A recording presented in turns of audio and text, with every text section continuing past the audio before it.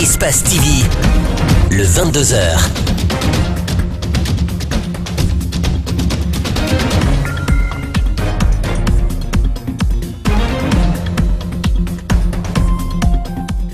Bonsoir à tous, merci de nous choisir pour vous informer. Bienvenue dans cette grande édition d'information essentiellement consacrée à l'actualité nationale. Tout de suite, les titres. On s'achemine vers la tenue du procès dans le dossier des massacres du 28 septembre 2009. Le comité de pilotage annoncé a été mis en place ce vendredi. Il est composé d'experts guinéens et étrangers. Les détails à suivre dans ce journal.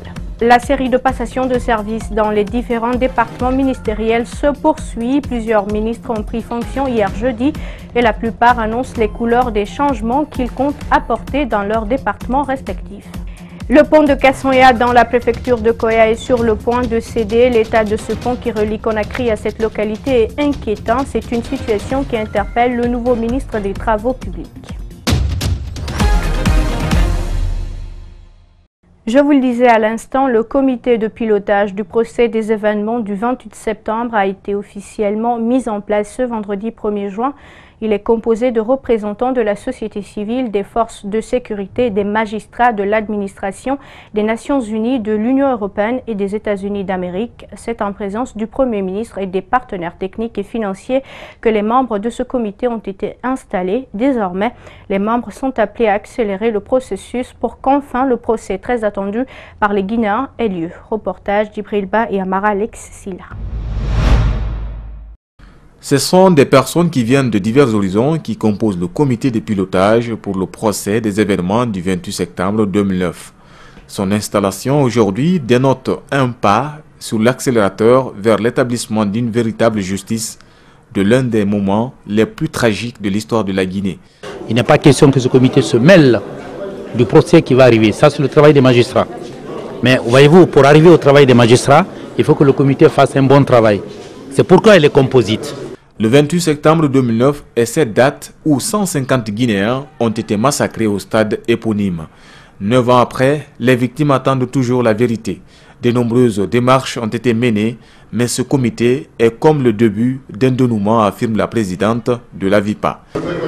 Ce comité aura pour mission fondamentale de réunir tous les éléments matériels, techniques et logistiques pour un procès équitable. Donc c'est un comité à la fois technique et administratif qui va apporter le support qu'il faut aux pools de juges, aux victimes, aux accusés, disons à toutes les parties du procès pour que toutes les conditions soient réunies pour un procès qui obéit aux normes internationales. Les 12 membres du comité devront se mettre à la tâche. Pour l'heure, chacun montre sa volonté d'apporter ses efforts pour la tenue du procès durant cette année. Ça aboutit d'abord à ce comité de pilotage qui va organiser tout le processus pour arriver à un procès. Et je pense que ça a beaucoup aidé les plaidoyers qu'on a eu à faire. On a eu vraiment à faire beaucoup de déclarations aussi. Et on ne s'est pas vraiment tenu à l'écart. On est resté toujours là à suivre et resté à côté au couloir même du ministère pour savoir est-ce qu'il y aura procès. Les partenaires financiers, notamment l'Union européenne, a déjà financé sa part pour le bon fonctionnement du comité. Le montant s'élève à 400 000 €. Passation de service au ministère de l'Industrie et des PME ce jeudi après la mise en place du nouveau gouvernement dirigé par Dr Kassory Fofana. Boubacar Bari, ministre sortant, a passé la main à Thibou Camara qui occupe également la fonction de ministre conseiller spécial du chef de l'État. Lors de cette cérémonie de passation, le sortant, Boubacar Bari, est revenu sur son bilan. L'entrant, quant à lui, dit être conscient des nouvelles tâches qui l'attendent. Abdourahmane Ba et Yacouba Traoré. À cette cérémonie de passation, le ministre sortant, qui a longtemps dirigé le département de l'industrie et de PME, a d'abord remercié ses anciens collaborateurs avant de revenir sur son bilan. La négociation pour l'aménagement des zones industrielles de Kouria et de Fandié, grâce à un partenariat public-privé avec des opérateurs économiques chinois et marocains. La mise en œuvre du projet d'appui au PME PAPME, qui a été clôturé le 31 décembre 2017, la création de 600 petites entreprises totalisant 2000 emplois à travers l'Agence autonome d'assistance aux entreprises 3AE. Quant à Thibou Camara, ministre entrant, il n'a pas manqué de rendre hommage à son prédécesseur pour les réalisations faites à la tête de ce département. Il s'est aussi abstenu de faire des promesses avant d'échanger avec ses nouveaux collaborateurs. Malgré cette volonté de franchise, Thibou Camara a tout de même fait part de ses ambitions à la tête du département de l'industrie et des PME. La mise en place d'un Conseil national de l'industrie qui aura pour mission d'éclairer et de conseiller les pouvoirs publics sur la situation de l'industrie et des services de l'industrie en Guinée, au niveau national et international, en intégrant les enjeux à l'export. La création des pépinières d'entreprises pour le secteur industriel. Si vous avez une idée de projet dans le secteur industriel ou les services liés à l'industrie et que vous avez besoin d'un soutien pour développer cette idée, l'étudier, la formaliser, nous serons à vos côtés pour réaliser votre plan d'affaires et pour décrocher un financement bancaire. Le nouveau chef du département de l'industrie et des PME souhaite apporter un développement dans ce secteur. Pour cela, Thibou sollicite une étroite collaboration des autres départements ministériels. Je suis avant tout un enseignant, j'ai une certaine expérience syndicale.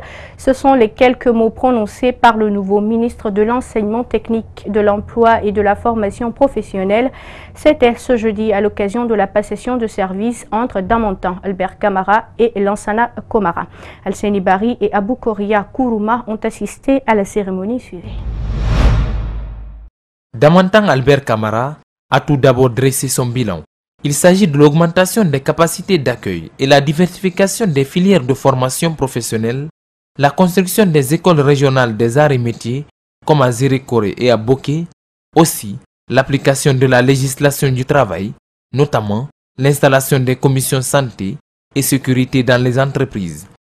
Voilà ce qui a justifié la construction du complexe professionnel de Nongo, des CFP de Bela, de Kerouané et de Kouroussa, la réhabilitation de plusieurs structures existantes, la rénovation et la mise à disposition des équipements au CFP de Matoto, à l'ENS de Kindia, au CFP de Mamou et de Kissidougou. Le passage d'Albert Damantan Camara au ministère de l'Enseignement technique, de l'Emploi et de la formation professionnelle reste sans doute marqué par la grève des enseignants, ce qui pour bon nombre d'observateurs a précipité son départ du gouvernement. Conscient de cela, le nouveau ministre a tenu à souligner sa ferme détermination à renouer le dialogue avec le syndicat des enseignants. Je suis avant tout un enseignant et j'ai une certaine expérience syndicale. Nous savons tous que depuis un certain moment, notre pays traverse une série de crises sociales. Nous sommes concernés et interpellés à la fois, au premier chef, par ces questions. Nous devons, en ce qui nous concerne, nous impliquer davantage et immédiatement à la recherche de solutions idoines pour une véritable sortie de crise et prévenir celles qui pourraient s'annoncer. Pour rappel, Albert Damantan Camara est à la tête de ce département depuis décembre 2010, dans le premier gouvernement du professeur Alpha Condé. Désormais, les regards sont tournés vers Lansana Komara, le nouveau ministre du Travail, qui aura fort à faire face aux nombreuses crises syndicales. D'une passation à une autre, le nouveau ministre des Investissements et du Partenariat public-privé a pris officiellement fonction à l'occasion de la cérémonie d'installation qui avait lieu hier jeudi. Gabriel Curtis a pris des engagements pour le rayonnement de ce nouveau département qu'il dirigera désormais. L'ancien directeur général de la PIP a des ambitions, il compte les mettre en œuvre. Abdourahmane Ba et Yacouba Traoré. Gabriel Curtis est le nouveau ministre des Investissements et des Partenariats publics-privés, précédemment occupé par Kassouri Fofana, actuel Premier ministre chef du gouvernement. Ce dernier n'a pas acté sa présence, mais le premier, lui, était là à cette cérémonie de passation pour présenter ses projets. Mettre en œuvre des stratégies adaptées pour attirer les investissements, opérationnaliser l'unité PPP, travailler sur des projets structurants pour aider à la croissance à 2 chiffres de l'économie de notre pays et favoriser le développement du secteur privé, mettre en œuvre des petits et des très petits projets de stimulus et d'investissement divers à travers des mécanismes de PPP innovants à l'attention de nos populations, vulgariser et faciliter avec les autres départements concernés l'opérationnalisation de la politique nationale du contenu local pour accroître les opportunités pour notre secteur privé. Gabriel Curtis était jusque-là le directeur de l'Agence pour la promotion des investissements privés. Aujourd'hui, à la tête du département des investissements et des partenariats publics-privés, il est conscient des défis qui l'attendent. La création d'un ministère en charge des investissements et des PPP dénote de toute l'importance accordée par le gouvernement à l'investissement. Pérenniser les acquis et continuer à améliorer l'économie du pays et la création d'emplois de qualité seront nos principaux défis.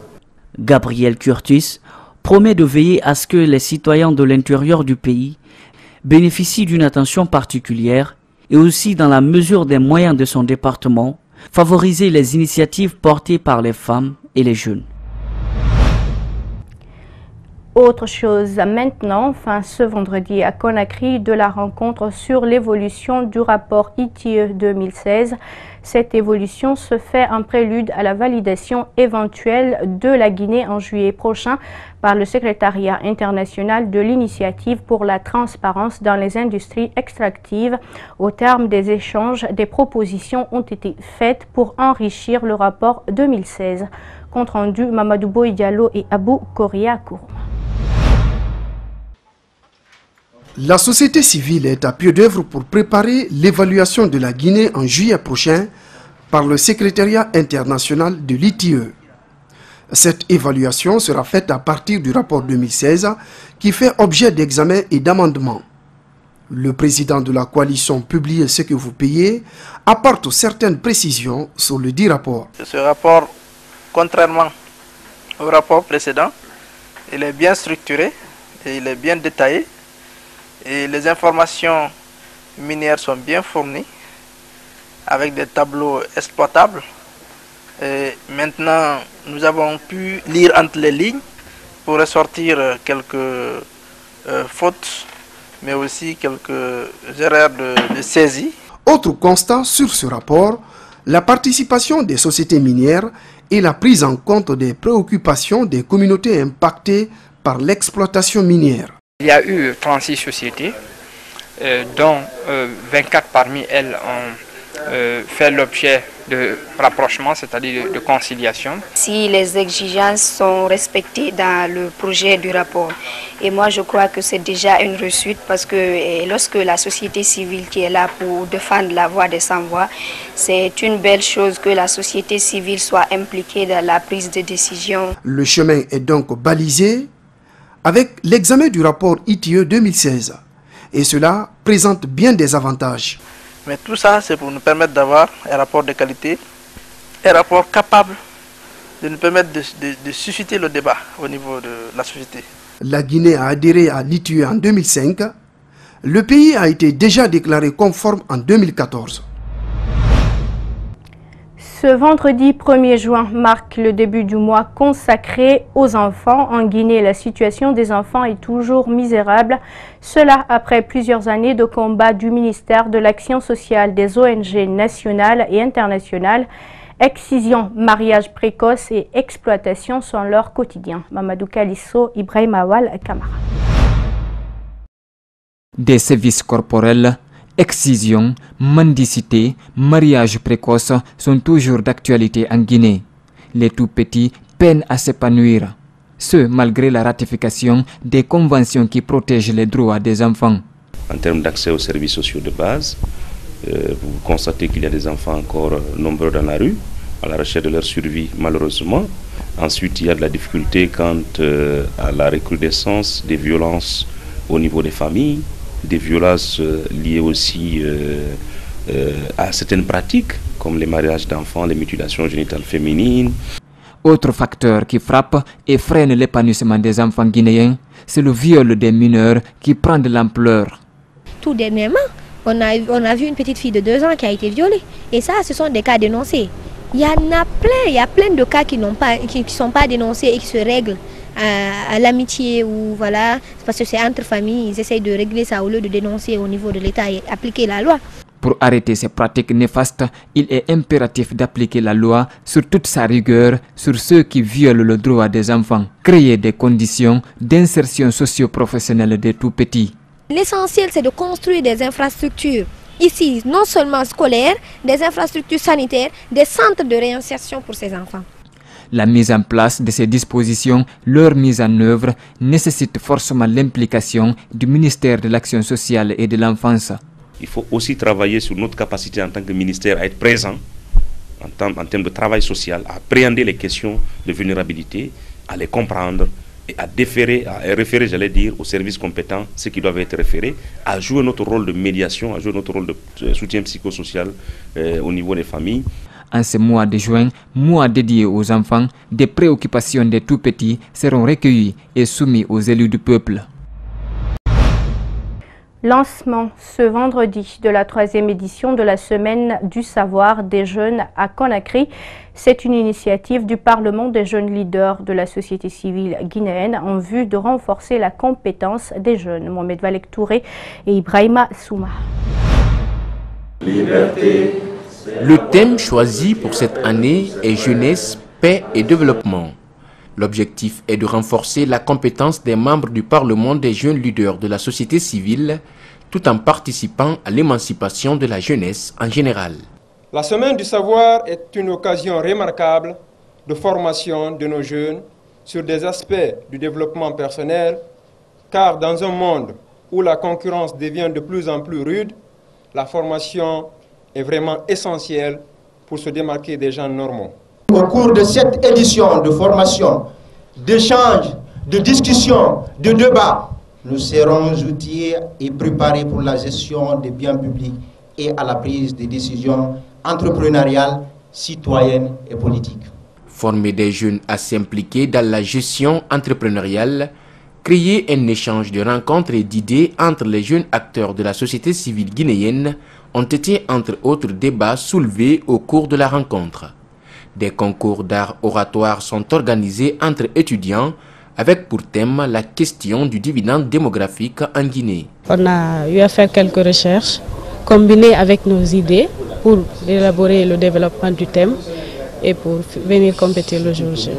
La structure Le Parlement des jeunes, dans sa 3e édition de la Semaine du Savoir, ouvre la voie à tous les jeunes talents pour qu'ils deviennent des leaders dans leur domaine respectif. C'est toute filière confondue, pas seulement en médecine.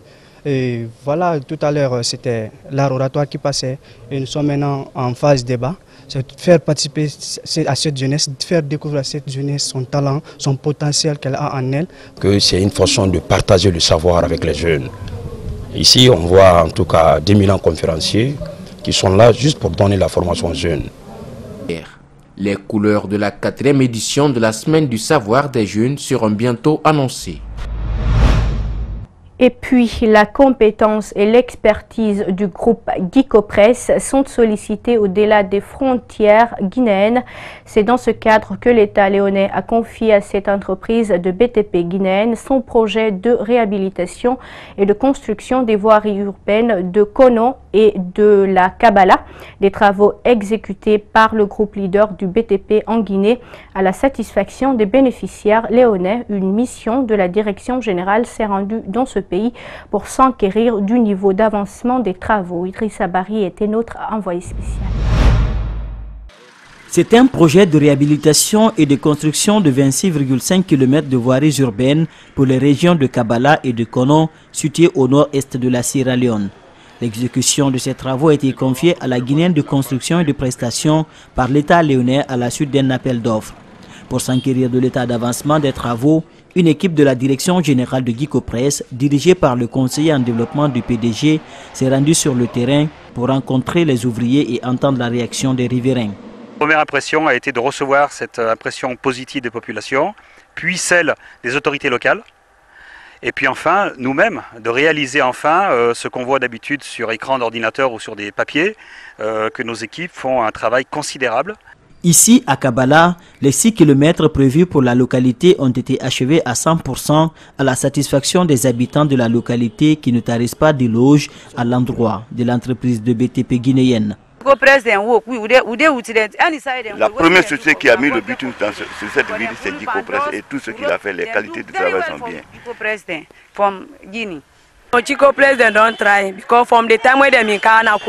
Donc nous remercions très sincèrement l'entreprise Gicopress pour la qualité du travail qu'il a déjà effectué.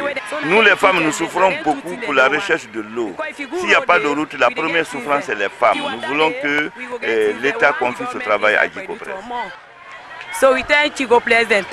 Si les travaux sont achevés à Kabala, dans la commune urbaine de Kono, les ouvriers s'activent pour finaliser le projet. Sur les 20,5 km prévus dans le contrat, Gicopress est à environ 95% de réalisation. Le niveau d'avancement de ces travaux aujourd'hui, dans l'ensemble, nous sommes à 92% d'exécution. Consolidé par rapport à l'exécution réelle sur ce chantier validé par la mission de contrôle. Dans ses composantes, l'entreprise d'exécution des travaux est chargée de réaliser des ouvrages d'évacuation, notamment les caniveaux et les ballots, les travaux de terrassement avec des couches de base et le bitumage des voiries. Gicopress fournira aussi des panneaux de signalisation et de marquage routier. Vraiment satisfait du travail accompli par l'entreprise Gicopress. Depuis le commencement des travaux, l'entreprise travaille main dans la main avec eux. Donc le niveau d'avancement est vraiment satisfaisant. Dans ses activités, la Guinéenne de construction et de prestations bénéficie du soutien des autorités locales. Le nouveau maire de la municipalité de Kono n'hésite pas souvent de sortir de son bureau pour se rendre sur le chantier afin de suivre l'évolution des travaux de bitumage. Parlant de la construction de la route, le travail a été accepté par la population. Parce que quand quelque chose n'est pas accepté, tu sens par la population. Le travail est accepté parce que c'est bien. Donc la population a accepté le travail, nous aussi nous avons accepté le travail parce que la qualité est bonne. Certains citoyens léonais plaident pour que le gouvernement confie d'autres projets à la Guinéenne de construction et de prestations, notamment à la nationale Kono, jusqu'à la frontière avec le territoire guinéen. De retour en Guinée, si vous pratiquez le tronçon aéroport Bambeto tard la nuit, une scène hors du commun pourrait s'offrir à vous. Des jeunes, ces derniers temps, transforment la chaussée en terrain de football, empêchant du coup la circulation normale des véhicules. L'une de nos équipes de reportage y a fait un tour récemment. Alceni Bari et Aliouba. Il est 0h30. L'Axe Le Prince est pris d'assaut par les jeunes footballeurs. Des pneus pour certains, des guichets pour d'autres, le match peut enfin commencer.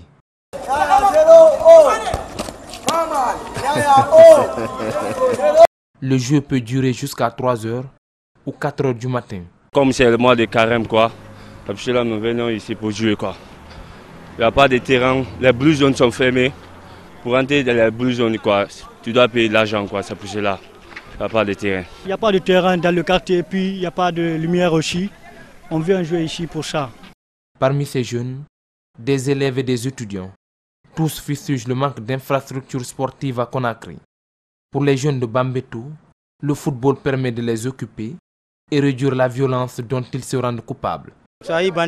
Si vous voyez la recrudescence du banditisme et on filme de la drogue, c'est parce qu'il y a manque de terrain. Et on souhaite avoir un terrain à Kakimbo pour qu'on joue.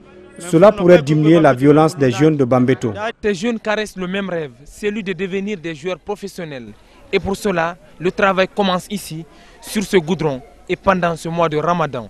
J'ai toujours rêvé d'être un grand footballeur africain. On a ce rêve quand même de devenir un jour de Naby Keita ou bien de Pascal Fendouno. Je veux dire à l'État de nous aider à avoir des terrains, des centres de formation pour mieux améliorer notre football, quoi. Faible affluence de véhicules, les seuls qui sortent se soumettent au dictat des jeunes. Dans l'ensemble, la présence de ces jeunes amateurs du foot dans les rues de la commune rassure les automobilistes noctambules. D'une part, c'est bon. Il y a la sécurité sur la route, parce que tu peux rouler sans crainte. Certains aussi, quand tu arrives, ils te laissent passer. Par contre, d'autres jettent le ballon devant toi, et quand tu le perces, ce sont des cris. Espérons que leur appel sera entendu et que plusieurs centres de formation seront créés en Guinée. L'avenir du football guinéen en dépend. Et le nouveau ministre des Travaux publics a du pain sur la planche. Il devra faire face à plusieurs problèmes liés à la dégradation des infrastructures routières. À Kassonya, par exemple, le vieux pont construit depuis le temps du Premier Régime est sur le pont de Sédé. Il est fortement dégradé. Certains usagers hésitent à le pratiquer pour éviter tout risque d'accident à l'approche des grandes pluies.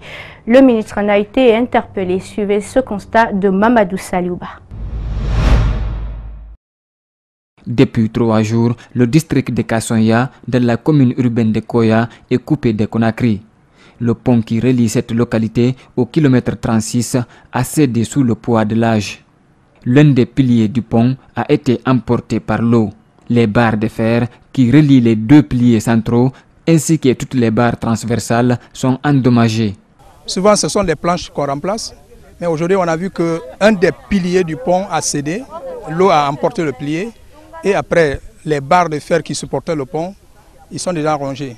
Il est complètement coupé. Nous ne pouvons plus faire traverser ni véhicule ni moto sur ce pont-là. Actuellement, aucun véhicule ni moto ne peut traverser. Seulement les piétons font des va-et-vient. Un véritable calvaire pour les automobilistes de Kassonya qui souhaitent se rendre à Conakry. Quand on vous prend à moto, on vous dépose derrière le pont, vous traversez et il y a une autre moto qui vous attend de l'autre côté pour aller. Et pour ceux qui ont des véhicules, ils doivent parcourir 12 km, aller vers Bentouraya pour rejoindre encore 36. Selon une source locale, il existerait un projet pour réhabiliter ces ponts. Des études auraient déjà été effectuées, mais son exécution devrait se faire après l'hivernage.